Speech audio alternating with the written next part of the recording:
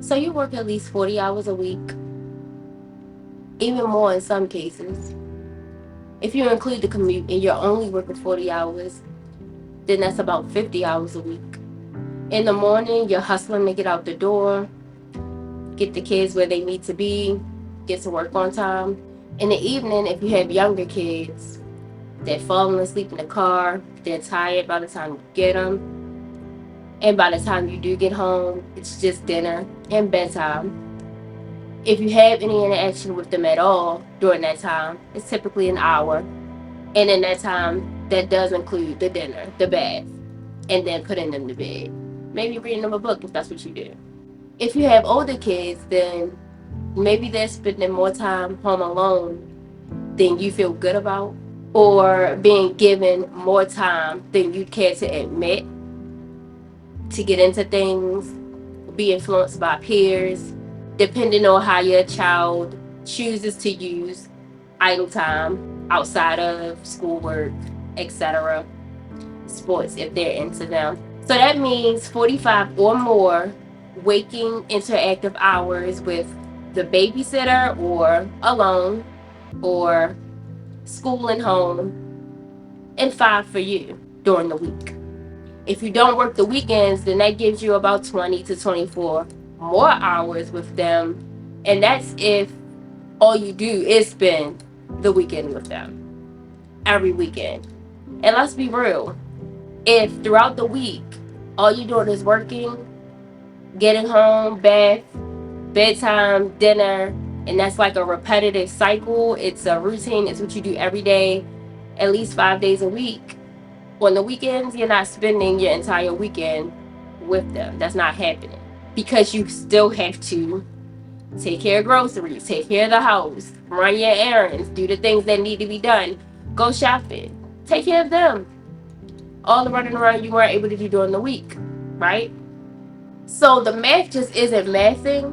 And the truth is, they only grow up one time. You will not get those years back. You will not get that time back. You will not see that age again. You will not catch that milestone again. A first is a first. Moments are just that. They're moments.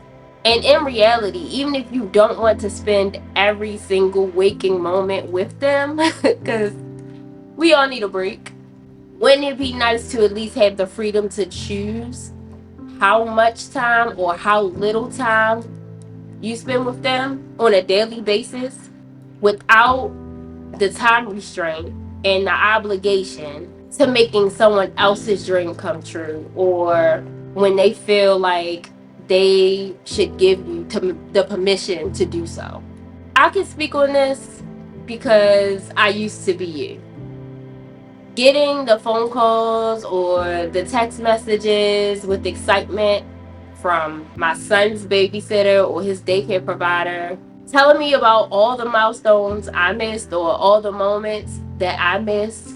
Some first I really had liked to have been there for. Being contacted with the pictures of the special moment I missed that day. And I was blessed to have someone to share those moments with me, or to think enough of me with all the kids she had to send those pictures to me, because of course, at least I could share in the moment even though I wasn't physically there. I decided to do something about it. And I haven't had a job in almost 13 years now. And if you want to do something about it too, then this video is for you. Hey y'all, hey, it's Chameleon K. And today is about how to stop letting the babysitter raise your kids and missing out on special moments. In this video, I'm going to go over the first steps in the right direction, how to use a service-based business to create a predictable income that you can expect just like a paycheck if you were at a job, the fastest way to do this, and when to leave your 9 to 5. So let's get into it. So number one, the first steps in the right direction. It's two ways I'm going to address this. If you do have a side hustle or a business versus if you don't have one. So first, let's start with if you don't have a side hustle or a business. The first thing I want you to do is start one. More specifically, start a service-based side hustle or a service-based business. There are many reasons that I'm going to say to start a service-based side hustle or business, but for the sake of this video, I'm not going to get into the details of that. I'm just going to say it's the fastest, easiest way to get up and running. Next, I want you to take an inventory. Take inventory of your natural talents. What are you naturally good at? What were you always naturally good at? What do people just come to you for or seem to come to you for? Can you think of anything that you've just been, always? It could be singing, it could be dancing, anything. I mean, that's like a physical, like that's like a obvious talent, but it could be organization, anything. Think of what are those things that it just comes to you naturally and never had to be taught to you. It's just something that you do, and people seem to take notice of whatever that natural talent is. Next, take inventory of your skills, both professionally and personally. What can you use to your advantage? What can you get paid for? It may have been something that you learned in your job that you can use in your personal life. It could be something that you just had to learn as a skill set in parenthood that you can use professionally. Let's say you have multiple children and you're always playing mediator between them. And maybe you're a teacher or in some type of profession where you seem to always be resolving conflict.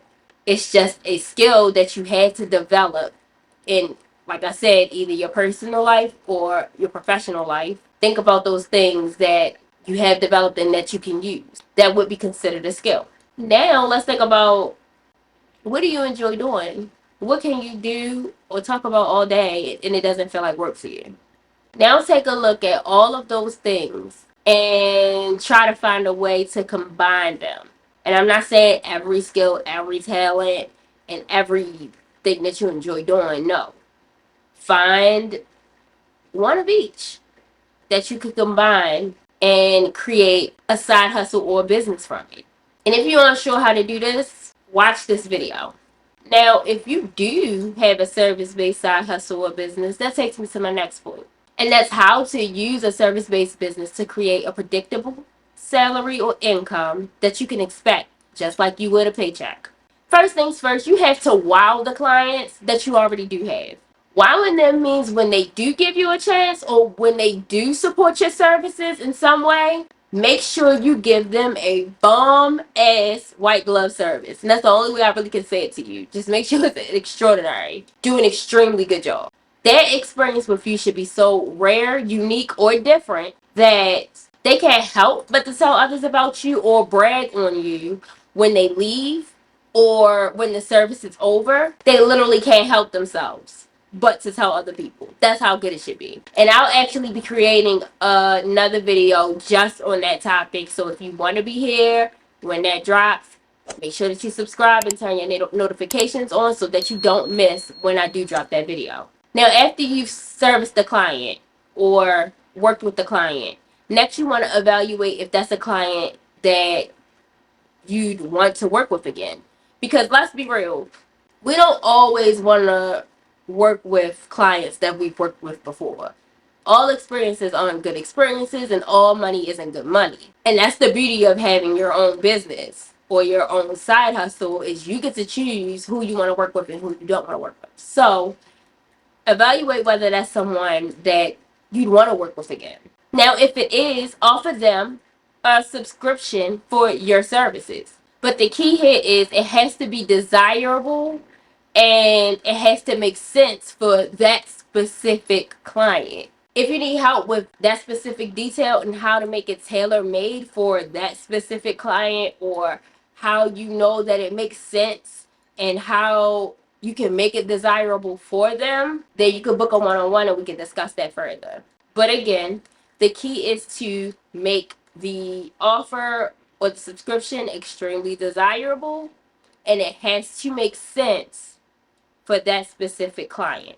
This starts to give you predictability in regards to your income. And if you do this correctly, if you execute this strategy correctly, Once you reach your salary goal, you will not be faced with the ups and downs that are typical in entrepreneurship. There is upfront work required to get here, but once you're there, it's smooth sailing. Just as a side note, download my From Side Hustle to Salary guide below for single moms to turn their service-based side hustle into a predictable salary, and that link will be below. The fastest way to do this is by setting up a system that allows you to repeatedly go through the steps needed for this process to go smoothly every time. And that also means that it will become second nature to you because it'll be a repetitive process with every client that you want to make a repeat client. Now, when to leave your 9 to 5? Leave your 9 to 5 when your business income matches your 9 to 5 income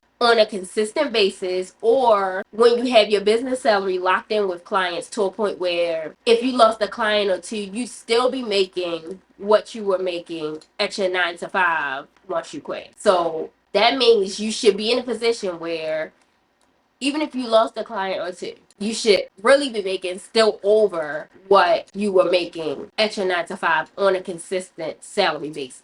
Once you've done all this, then you get to control your schedule, your time, and most importantly, you get to choose what moments you'll be there for and when without having to answer to anyone but you. Love y'all. Hey, watch out, I'm coming in fast. I'm taking it up a notch. I put my foot on the gas. Man, I see you up at the top. Top of the morning to you. I work from the dusk to the dawn. They tryna walk in my shoes. Just please don't step on the lawn. Hey, is you ready or not? Already know I got places to go. I got people in places as high as it goes. Ain't no way I can stop if you know that you know.